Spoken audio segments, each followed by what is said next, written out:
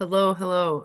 It is Wednesday. It is our time with Ricky Williams and special guests. And today we are here with Julie Verdini, who I'm very happy to announce. I've known Julie for years, and it's cool to see her kind of in her teaching role because I met her. I was a teacher and I met her in school, so she's now the teacher. You'll be teaching at Kepler this year, right? Julie, what's your class coming up? In the fall, yes, it will be on Manilius. Okay. All right. Well, what do you got for us on this show on culture and astrology? Let's see.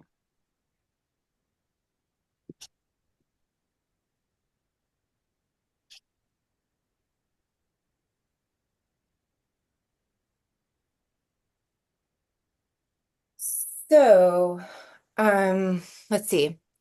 Let's do just a brief overview of why I thought to bring this to Andy. Um, as mentioned, I'm doing a course on Manilius, but it's a 5-week course. It's very cursory. It's an overview.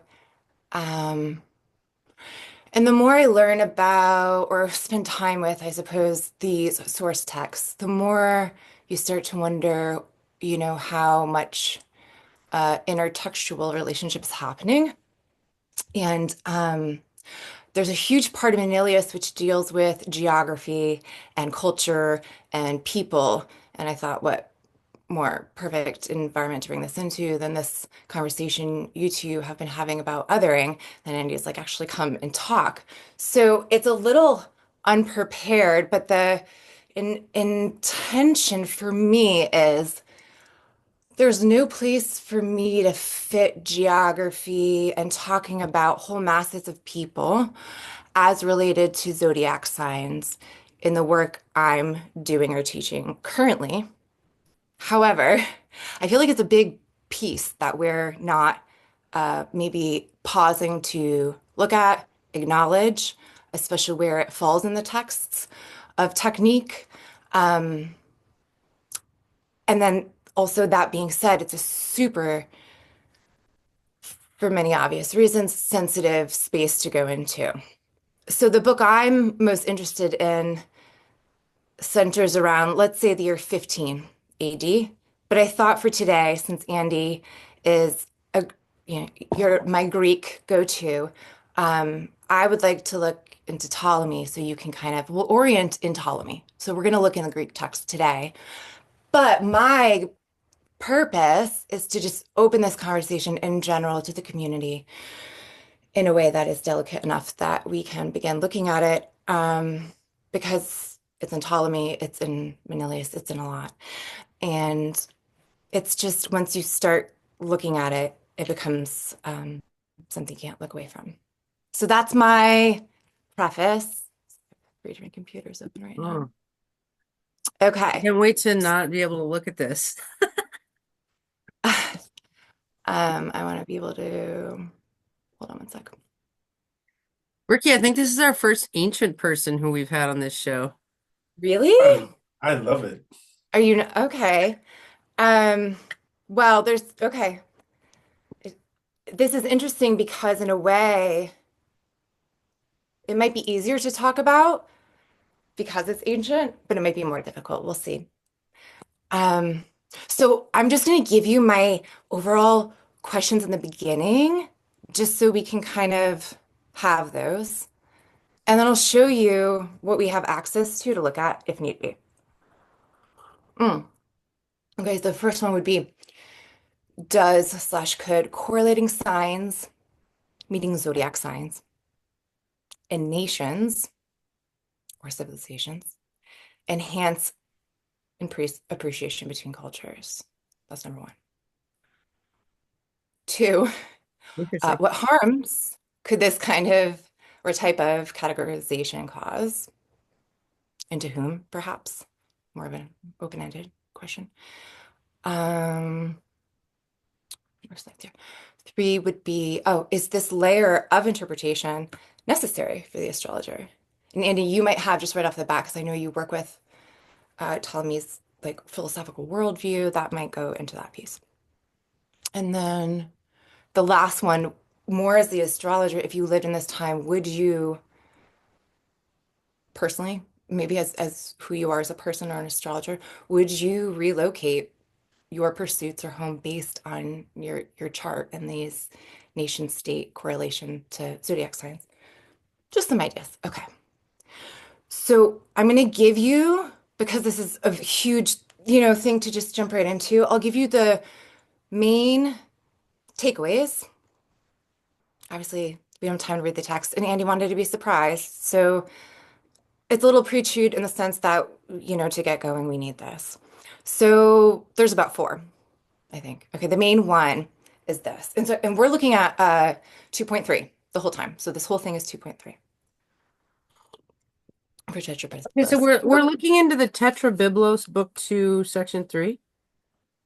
Yes, yes. Okay.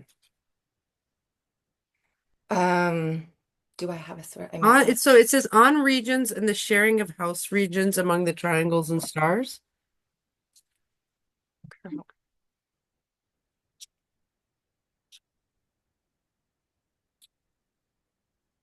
So, Oh, I see on the familiarities between countries and triplicities of stars. Okay, interesting. oh yeah, okay, actually, that's a good point. So again, because we're dealing with old stuff, it's really important sometimes to maybe get the whole schema of what we're looking at and where that piece falls within that schema. So we're in Ptolemy, we're in Tetrabiblos, so I'm thinking about 150. And so here we are in book two and then third chapter of the familiarities between countries and the triplicity of stars. So just right from there, maybe starting with that title, where this is being brought in. It's being brought in book two, um, right before method of making predictions. Okay. Ricky, have you read the Tetrabiblos? I have not. What? All right. Yeah. You're about to add this to your reading list in the morning. Yeah, I can tell. I can tell.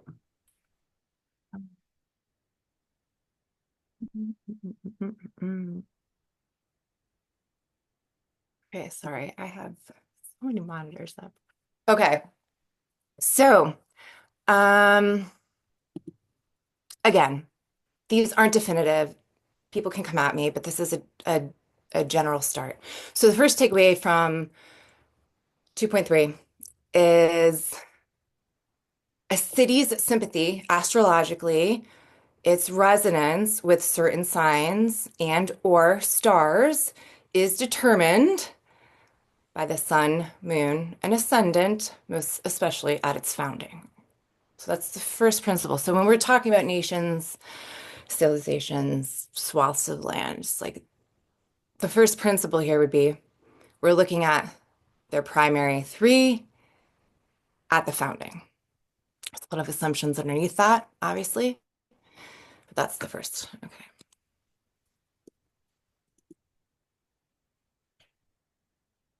The second would be if the founding time isn't known, and we can imagine that would be for a number of reasons. Um, Whether it is known and not shared to others or it's truly not known. The founding time isn't known, the astrologer should look to the midheaven of the prominent figures, kings, governors, founders, whoever's around there at the time. Three, uh, he extends the logic of natal astrology then to these entire cities and nations, suggesting that each place has its own kind of birth chart, whether we get that from a founding birth chart of the space itself or from some sort of amalgamation of the current ruler's chart. And then the last takeaway, which we probably won't get to, but is just important to flesh out 2.3, would be that this sympathy would also extend to fixed stars. So specific regions on Earth will have certain preference for certain nation states because of their fixed stars. We'll leave it there for now. So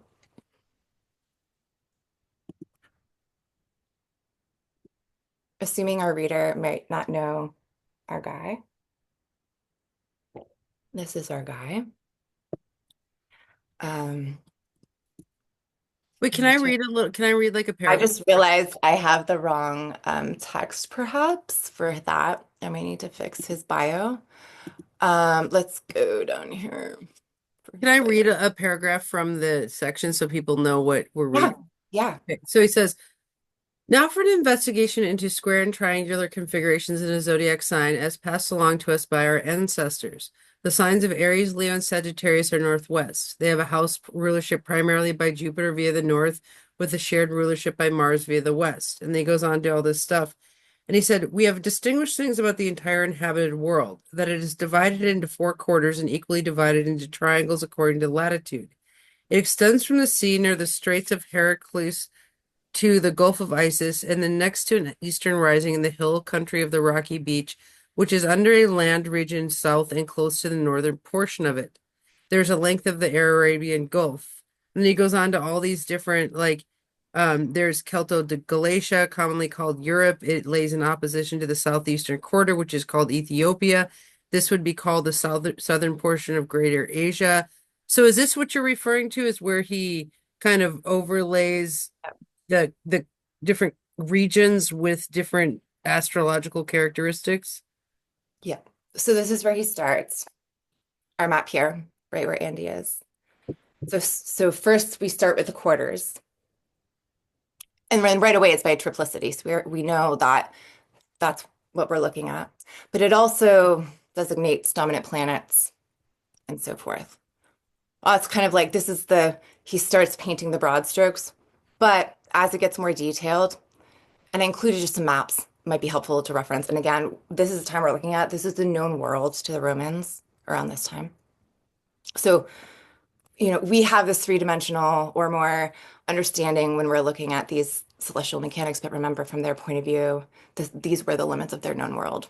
Would you mind sharing your screen? I feel like those slides were beautiful and like I'd love to see them. You can't see them? You can't see these? I can see them.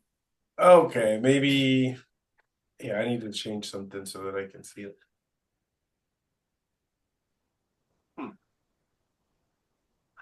So Ricky, do you know what I'm gonna try. triplicities are? Yes. Okay. So It is a important though for the triplicity is slides. So basically hold an on. elemental triangle, right? Yeah. Mm. Can you see this? Okay. Yes, now I can see. Okay, okay. No, it is important. Okay. Otherwise, I'm just rambling about like random ideas of yeah, it's very visual. So, okay. So we have a number of maps we can refer to if we need to anchor ourselves in this time. This isn't a geography lesson, but again, I just wanted to show what sort of resources we're going towards. This is the Roman Empire around 200 AD, a mythological map. But again, just on the topography, which will maybe come into play. So as Andy mentioned, there are these regions, right? And he goes over each region per sign and then has a trait, whoops, for, you know, that exposition. And then I just put the modern geographical kind of area for people who, a lot of these spaces are really foreign names if you haven't been in these texts.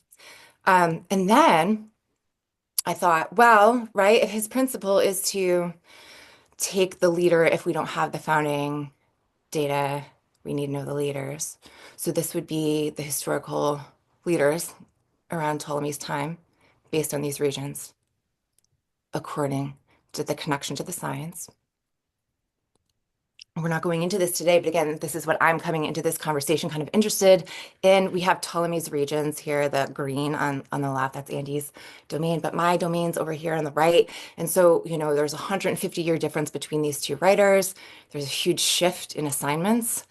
There's a lot of reasons why that could happen, but that's just a schema to show what is happening. And this, as I mentioned, is the source text. And then I have all of 2.3 here if we want to get into it. And I'm sorry, Andy, I started cutting the Greek out. It was taking up too much space, but I do have it next to me if we need it. So that's it. I'm going to actually not share that unless we need it. Does that sound better? No? Yeah. Yeah. Perfect. but it's there. And then I emailed it as well. Okay, so today's episode is we're looking at the kind of the politics and everything around the assigning of nations to astrology, essentially. Yeah, just opening the conversation. I mean, there's so much there, obviously, but I'm gonna add it in the chat maybe here too. It might be helpful to just start thinking about how to have these conversations in a way. Sorry, my camera froze. Am I in real time or am I chopping up? You're shopping. You're real time and you're in a nice 2-3. Isn't that supposed to be arty when you sit like to the side? It's like a 2-3. It's Both that's like are, super arty. I like yeah. that. Yeah, Okay. Well, Ricky, do you have any comments from that tiny history lecture we got? I'm ready to jump into the questions. Okay. let's do it. Okay. So first question now that we've had this like preface of what resources we have to look at and what we're talking about would just be that does correlating zodiac signs to nation states or civilizations help foster a sense of appreciation between cultures? It's a good question, Ricky. What do you think? Hell yeah. I think it's Okay. necessary. I don't think we can without it. But the thing I would add is I'd add planetary influence. It's often implied in the sign influence, but I just want to make that explicit. Yeah. Yeah, it is both implied and explicit in use in terms of how the planets are being used. So we have that implied rulership scheme, but then there's also some explicitly named quarters that connect to certain planets. And we see this in other texts, really old texts. But again, we're starting from quarter. Like first we just go in 4 quarters before we even get into the sign piece. But yes, correct. Those are all implicit and some explicit as well. So, Andy, what are the four Ptolemaic components to human again? Geez, I don't know. You mean the four elements, like hot, dry, It's or like, it's like the round, you have like the physical, the genetic, the oh, charts. the genetics, culture, climate, and the astrology. Yeah. Mhm. Um, Yeah, so I'm looking in 2.3 says these things are taken in terms of entire ethnic groups, those in Britain, Gaul, Germany, Bastarnia, Italy. Suitably, the general characteristics of the aforementioned nations come together with the entirety of everything. Because of the hierarchical nature of the triangles and their shared house with rulership with these stars, these people are unruly, insubordinate, loving of freedom, familiar with sailing, hardworking, extremely prone to war, leadership oriented, pure, and huge in spirit. So I see what we're saying is that like he's saying that these countries are under the rulership of Jupiter and Mars. And so these people who live in these countries are freedom of loving, familiar with sailing, So I see what's going on here. This is in the genetic, so it's like they have he's kind of speaking to the genetics. Like I suppose if you're born in these certain countries, you're genetically German or Bastarnian or something. And then the culture and climate you grow up in is like if you go up in a Jupiter Mars culture or climate, you're going to be more Jupiter Marsy. So that is kind of speaking to that cultural climate layer. Is that, I mean, I think that is really I mean, important. that's the curiosity piece. Yeah. If this is such a huge part of the technique before we even get into the natal technique. Yeah, like what are we even looking at? You're right. It's not just the genetic component, I don't believe, or maybe it could be. Um, but if we're looking at a map, a human can move from one space, another area. Yeah, interesting, right? Like if you move to a different country, are you governed by a culture that has different planetary influences? Like if you Exactly. move to Germany, then you have a more Mars Jupiter culture raising you. And Ricky's brought that up, like how Mars is revered in certain cultures and then like it's poo-pooed in other cultures, and that absolutely affects how you develop, you know. Yeah. So to me, this reeks of the fourth house. Yep. And I'd imagine that people have significant activations or planets in the fourth house, that these things play a larger part in their existence. I did a consultation yesterday, and it was fascinating. It's making me think of this. A big part of my technique is South Node stories. And the story I came up with is a woman raised in a culture where she was encouraged. She was a princess. She had tutors. Education was so important, and the development of her voice was primary. But because she was a princess and her kingdom was at war with another kingdom, that they thought one of the ways to ensure peace is to marry the daughter into the other kingdom. And Yep. in the other kingdom, the role of women is to have children and be quiet. Yep. And it's like, whoa, can you imagine? So I think fourth house checks all the boxes, of we get genetics in the fourth house, right? We get geography in the fourth house, and we get culture in the fourth house. This is such a good point. Like if you marry somebody from a different if you marry somebody from a Mars Jupiter country, like you're gonna have a more Mars Jupiter influence like reek into your life, and that so I do think that this so you're saying, Julie, that he actually delineates this stuff before he goes into natal chart analysis. Mhm. So he's Yeah. saying, oh, interesting. Well, and Ptolemy was famous for that. Like he would say, like a good doctor takes into account like all these things about a person before they make a diagnosis. Like not just, what's your illness, but who are you? What do you do? What's your line of work and all this kind of stuff.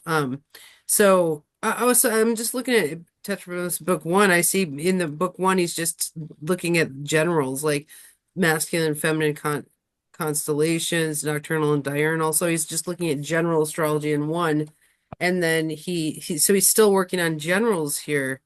Yeah. That's We usually go from the Plato, one to the two to the three to the four. So we're at three, right? We're like, it's not just about me or that binary of the polarity piece usually gets dealt with early. It's as soon as we get into triplicities, it's nation states. It's like now we're dealing with entire cultures.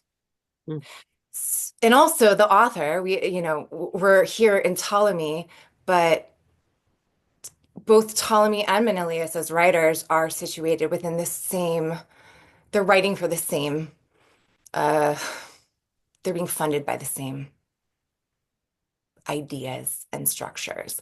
We're not even opening the conversation to this idea that this is Ptolemy's map, but maybe there's other maps if you were centered not in Alexandria, Egypt, where he was with his political motivations and influences, but maybe if, he was up in Gaul, they had their own map. But we're just looking at Ptolemy's map. So that's just another maybe idea to put out there. Maybe I don't assume when I'm looking at Ptolemy's work that this is, except at that time among all cultures, this is Ptolemy's map from Alexandria, Egypt, as a Greek, right? well, Betty Valens did this too. I think at the end of the signs, I was looking for my Valens book, but they're downstairs. But it's like he would say at the end of signs, wait, um he would give certain regions to that sign. So here I'm looking at Vedic Valens book one, just like under Gemini. He says the constellation of Gemini can be constructed as follows according to the regions on the map. The front of the twins correlate to India, and alongside this, we can include the regions of the Celtics. The breast would then be the lands of Cilicians, the Galatians, Thrace, and Boeotia. The middle would be Egypt, Libya, the area of Roman Empire, Arabia, and Syria. So Mm. it seems like Valens was also doing that, and I never really understood what he was doing there. Like, why are Yeah. you applying that? But so is he saying that those regions have a Gemini flavor, apparently. Again, from the perspective of we have to always come back to authorship, and that's why I compared to just to remind us that these significations are changing. They're agile.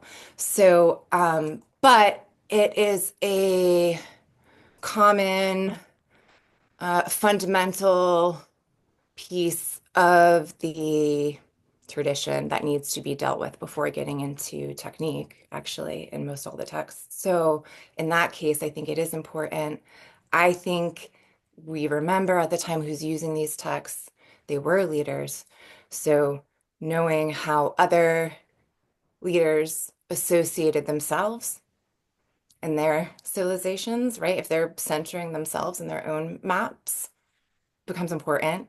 And then if you're sending out leaders in your civilization to different areas in this mass, you would have a reason to send certain people to certain spaces that weren't just send this guy out to Anatolia and put this guy in.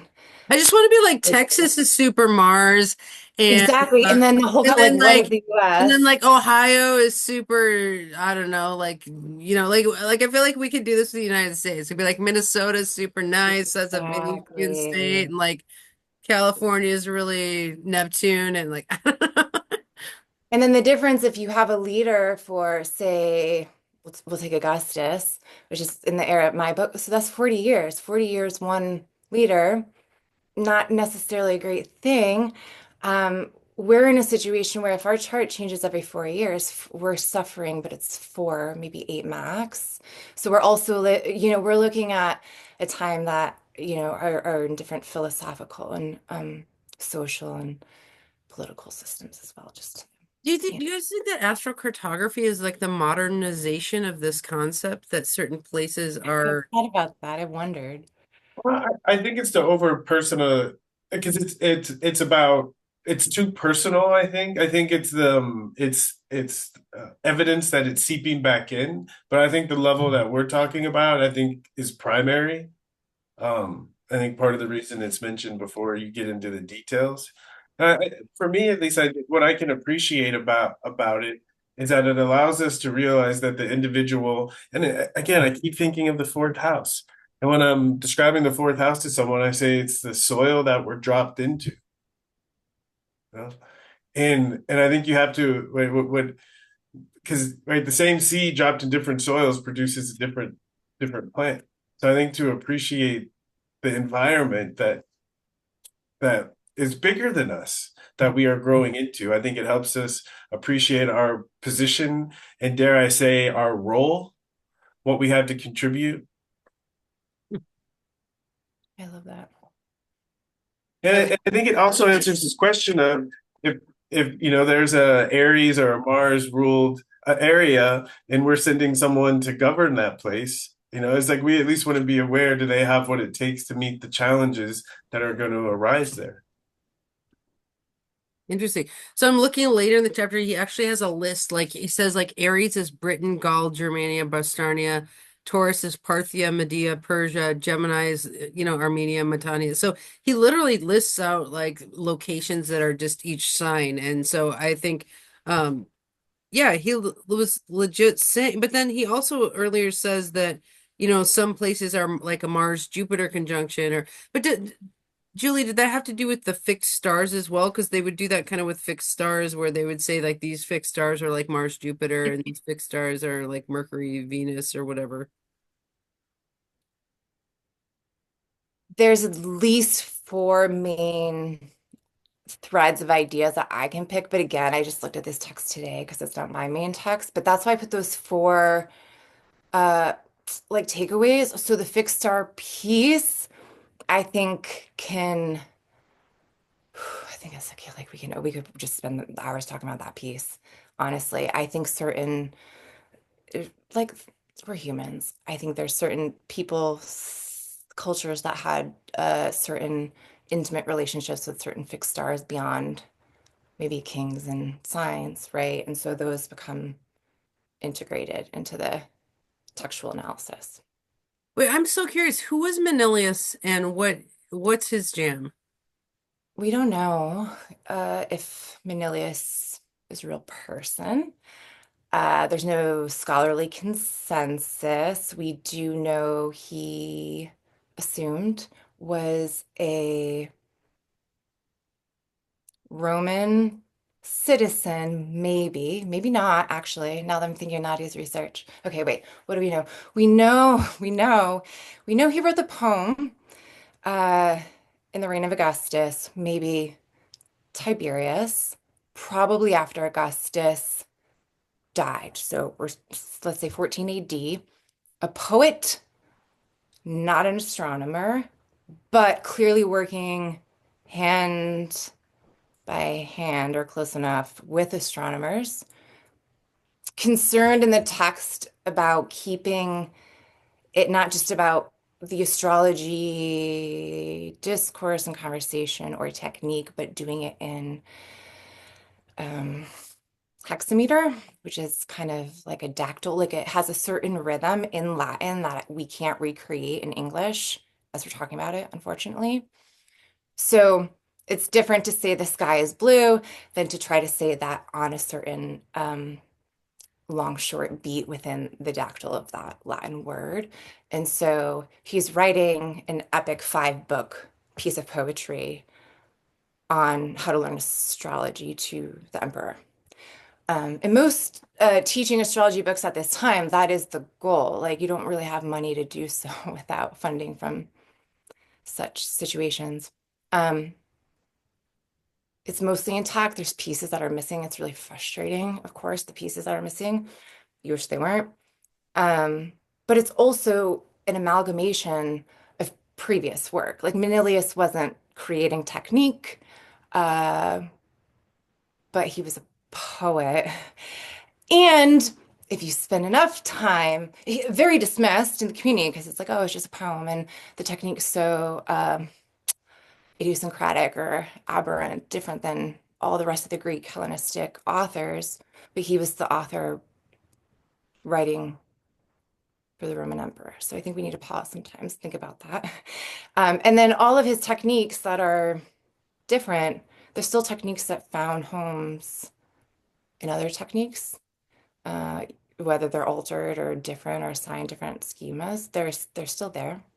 So it's a 5 book poem to an unknown audience. My assumption would be a school-aged Roman kid who needs to learn astronomy within that social sphere. It's not just astronomy, it's the entire history of the Roman Empire, their whole philosophical history, every poet that they revere, every artist that they revere, every soldier or commander that they honor. So, it's a poem, but it's like it's a lot. That was a very long response, but And yeah. Manilius is like the love of your life currently, right? He's disembodied and maybe not existing, but sure, Well, yes. we can get the Ouija board out. I mean, this show's not, we're not prudes around here. I mean, come on. No, I don't know.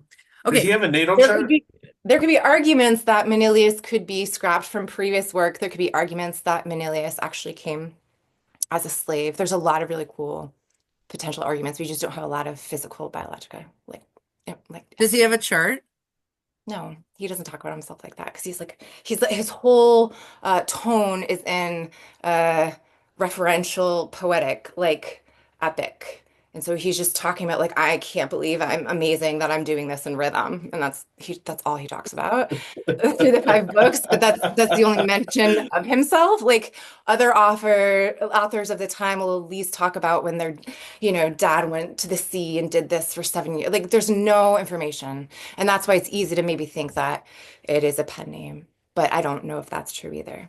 Again, I need to reference. I should ask Nadia if she'll share her work with you, my friend who's a scholar. She wrote a really amazing paper on all the evidence we have, the known evidence, and then some of the arguments for who Manilius might have been.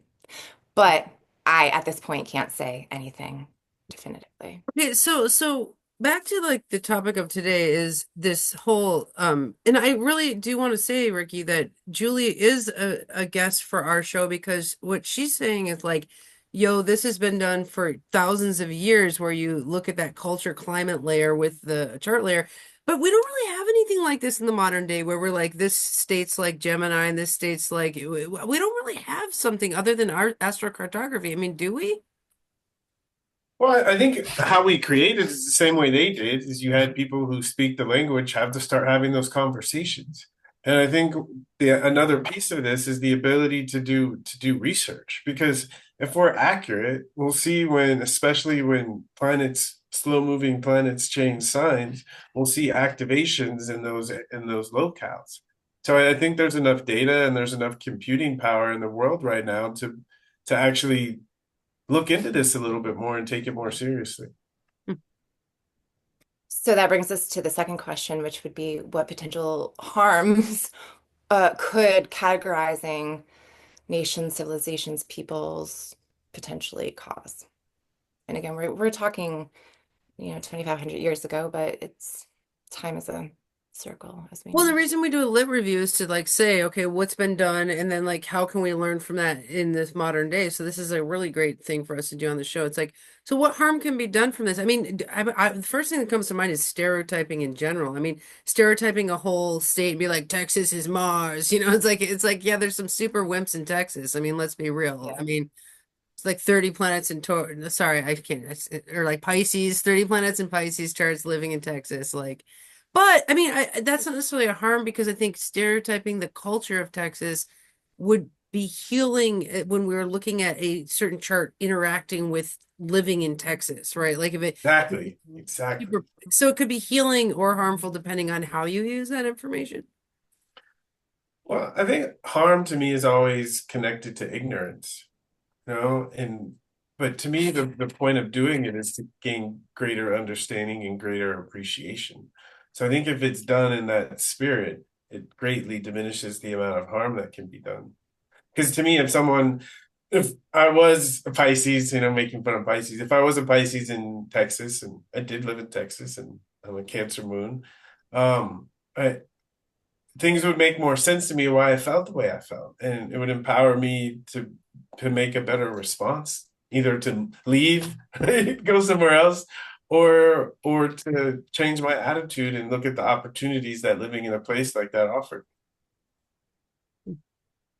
Yeah, like we could look at the opportunities. I like that what you're saying about like oh, you want to ride bulls?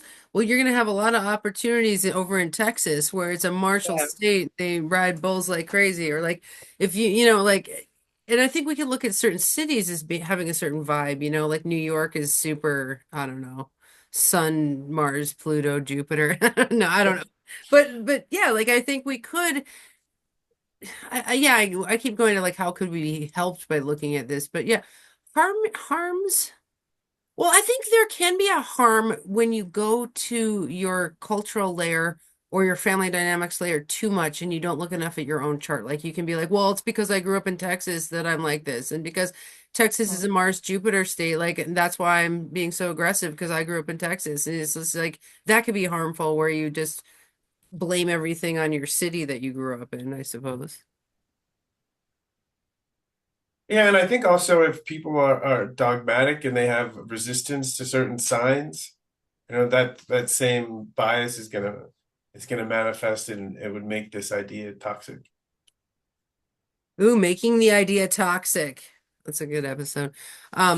Or moment in the episode. Let's see. I'm really trying to answer the question. What other harms? I mean, Julie, do you think of any harms? I mean, hypothetically, going one step beyond toxic, if it worked, it would be lethal to have that sort of information about surrounding nation states. I think, right, from a martial point of view. Um, so that is harm, considered. Um, and then, yeah, I think the benefits and there's always two sides of that coin of belonging and fourth house and root and family. Like if this is a culture that you're born into, but you're like not, it could just maybe reinforce that gap between or that difference between your nature and the space that you find yourself. Um, and then that might go further into the idea of free will and autonomy. Well, how much autonomy of free will does that person have? Say somebody's somewhere against their will and they're miserable and they know it's bad for their chart. That might just be that last layer that really seems innocuous, but maybe hits them the deepest because it is a fourth house sort of root. Yeah. I Uh, see component. yeah. Yeah. Yeah. I'm thinking also that it's if you I mean I think in terms of astrological power. And I call it astrological power because that's our orientation to it, but also recognizing that the astrological power, it comes from the experiences. And so I have a good friend of mine, she's got Saturn in the fourth, and her parents are Japanese. And just the nature of Japanese culture, it's naturally kind of Saturnian. And so someone born in that culture that has Saturn in the fourth house, they're going to be specifically sensitive to a different kind of Saturnian influence than someone in a different culture. That's a really good conversation you're bringing up is like how your planets in your fourth house interact with the locale at which you were born, right? Like if you have Saturn there, you might really struggle with this nation state that you grew up in. And if you have Venus there, you might have pride in it or, things like that. And also the filter of our relationship to the nation state is our family. And I think I have Sagittarius on the cusp of my fourth house, and I grew up in an extremely religious household. It's like, and that's being religious in that household manifested in a certain locale, right? That related to whatever was going on, and then even what's going on in the larger scheme in the world relative to religion, and that foundational connection is massive in my life. And I think maybe one of the reasons that it needs to be talked about more is because, and what we're feeling is the nature of the fourth house is it's buried.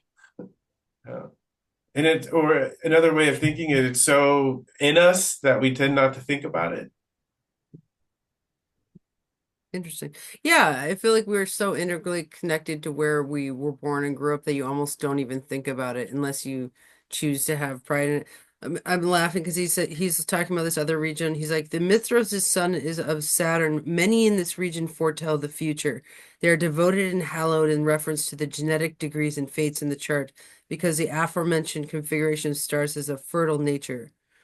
These are warm individuals, lewd, lecherous types, the kind who lay down an aphrodisiac. Anyway, like you could totally talk a lot of shit about like and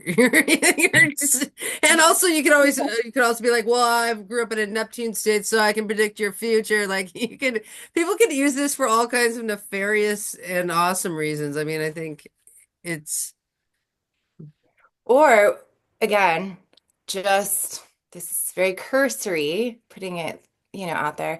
Speaking of Saturn and fourth house, and we too, as astrologers in this present moment, have all these correlations that we bring into that delineation, just that small thing right there. And Manilius actually makes the fourth house Saturn's joy. And I know that's different in most of the Hellenistic authors that Andy, like Ptolemy is going to put it in the 12th. But Manilius is dealing with Imperial Rome and they put it in the fourth. And so we could say, oh, that's aberrant. That's different. Or we could say, why? Exactly. Why Uh, are they putting it in the fourth as a joy? It's still Saturn, but all planets have joys. And so maybe this idea even of having uh, a multiplicity of joy schemas based on culture, we are working with a certain kind of time period, but those time periods are coming off of older oral traditions. And so again, just moving to the third question as a segue for this would Well, that's be actually really interesting that we could have different pockets of astrological knowledge depending on the region that you grew up. And you could say like the Texas astrologers are really good at this concept structure, and these ones over in California really look at this structure. And I mean, like we could celebrate the kind of geographic differences in our because the United States is super big. I mean, it's almost like spans like four countries. It's huge. So okay, sorry, I'll let you go on to your. Well, I'd say in ways we already do it, right? There's certain regions, right? If we're gonna have wine, we're gonna have citrus, or there's certain regions that we can appreciate. They know how to do this well. That's why we have appellations. And I don't think it's much different than what we're talking about. Interesting. You could say they make good movies in Hollywood. Yeah, I mean, I feel like maybe astrologers don't celebrate geography enough. You'd be like, "Oh, that chart was growing in Hollywood, and so it was super LA," which I really appreciate about that chart. Whereas if that same chart would have grown up in like inner city Kansas or something, it's just gonna have a different path. Yeah, exactly. But I think it's an orientation, right? It's to know that Saturn is a joy in the fourth. That's information about that culture, Hmm. Yeah. about what they find joyful and how to interact. Because if you're not a big fan of Saturn, maybe don't go Yeah. Or yeah, they want Saturn underground for a reason. Yeah. there. Yeah. Um, okay, so then is this layer of interpretation necessary for the astrologer? Obviously, right now, as modern practice, we're not using it, so it's not necessary. But if we were to imagine being an astrologer back 2000 years ago, would this layer of knowledge of knowing what nation states, leaders, their charts, and the history of it, would it be necessary to be a good astrologer? I would argue that it's necessary right now. In a way, I'm calling all astrologers not good astrologers, or I think it's safer to say could be better. And I think, right, and that's growth, right? As we recognize where our blind spots are and we do something about it and we can see the bigger picture. And I think the panicking that people are doing because of what's going on politically, I think is evidence that this is something that needs to be treated that's not.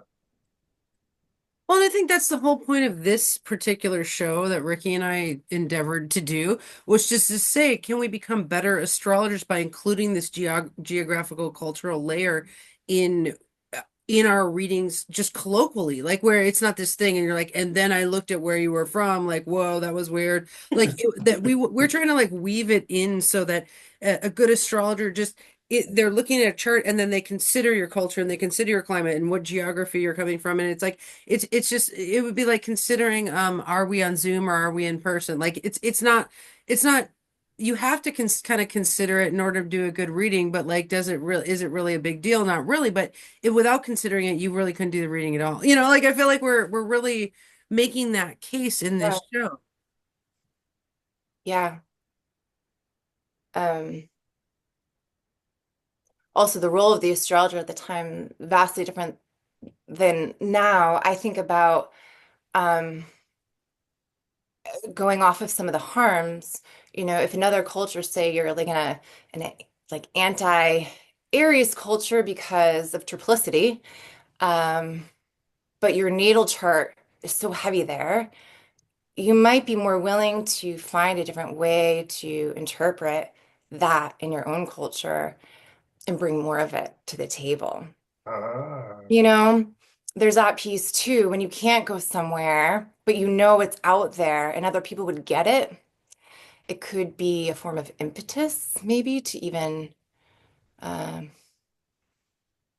I always think of your any of the growing analogy with the chart as a plant. It's like it needs that piece, perhaps. Well, I mean, like Ricky brought up, I mean, this is literally like a plant growing. Like, if you plant a hot pepper near the equator where it's really hot, it's going to grow a really spicy pepper.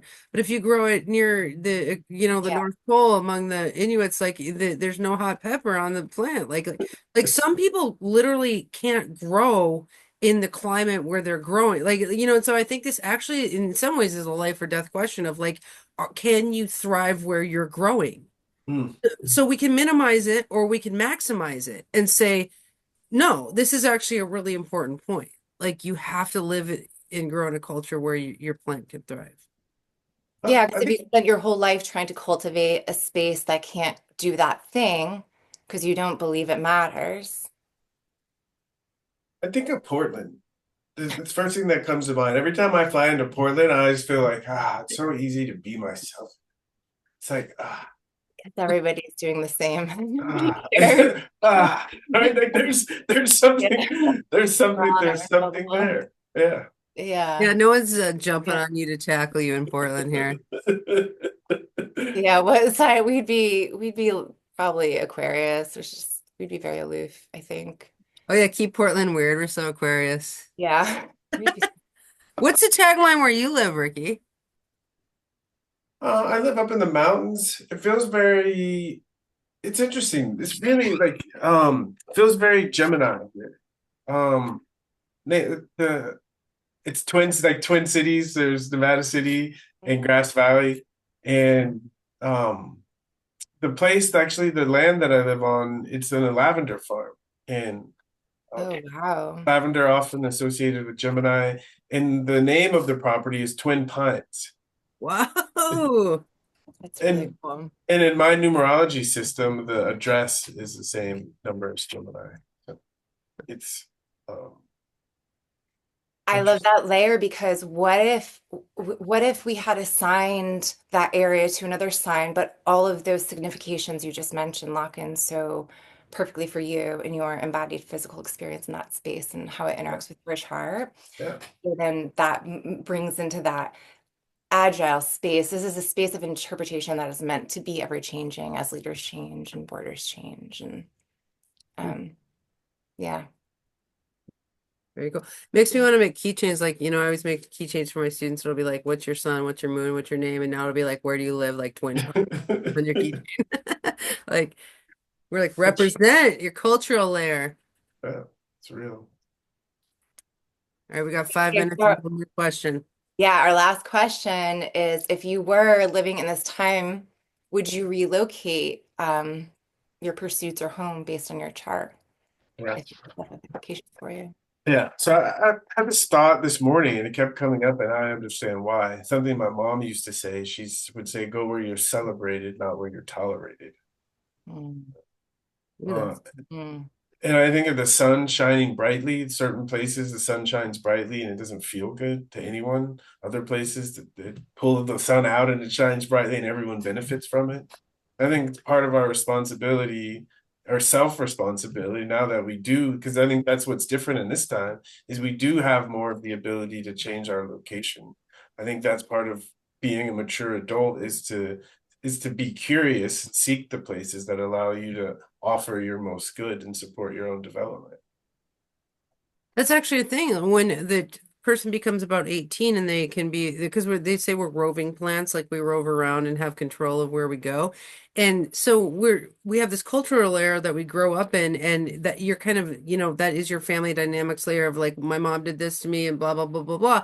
Well, when we're 18, our plant is supposed to rove right out of there and make its own culture, like because we then become the culture creator for our own chart. And if we create a culture around us where we can thrive and grow, that is teleology, where you basically your room, your with all your stuff and that you do, that's like your culture that you created, and I really believe in that act. So fourth house. This is like a fourth house conversation. Well, Yeah. it's an important house. I mean, The let's skirt the IC issue, huh? is the IC, anytime you get on the cross quarters, there's a reason, they're pinned there. There's more gravity, um, interpretively, 1, 4, 7, 10, always. Um, but fourth is not seen, so I think we maybe just don't uh, deal with it as much. Yeah, the Maybe deal pivots. with it on our own or in our own internal psyches more so than, you know, out in the arena. Maybe the 10th house is where the nation states interact. And Yeah. This I, makes me yeah, This no. makes me think of people relocating on their solar return. Have you guys heard about people doing that, where they try to like remedy their solar return year by having the return in a different location? Like Oh, people, yeah. I feel like Yeah. relocalizing has been an astrological remedy for a long time. I mean, you asked a question about this, 2,000 years ago. I don't know what they did, but I know that modernists pretty much do try to mess with things with location and like relocate their charts and astrocartography and all that. Well, Julie, thanks for coming on. How scary was this for you? Well, sort of scary. Yeah, it's been a busy day, so I've had a lot of stuff before this. Not talking astrology though, so this was way more fun. Thank you for Yeah. entertaining my 4 questions that I just need to get going outside of Manilius. So Why Manilius is like your person. for now, yeah, Yeah. Like I said, I have that course in the fall. And then I'll probably move on to something else. Nice. Well, thank Yeah. you so much for coming on and preparing all those slides and giving Yeah. us a really ancient look into this layer we're doing. I mean, Ricky, wasn't that kind of cool? That's awesome. Thank you for these questions. Really, they added so much to what we're attempting to do. So Yeah. thank Yeah. you for your contribution. Yeah. Thank you guys for spending your time and thoughts and just being able to have a really good conversation about this. Appreciate it. All right. Well, thanks everyone. We'll see you next week, Ricky. All right. Thank you. Bye. Bye. Bye.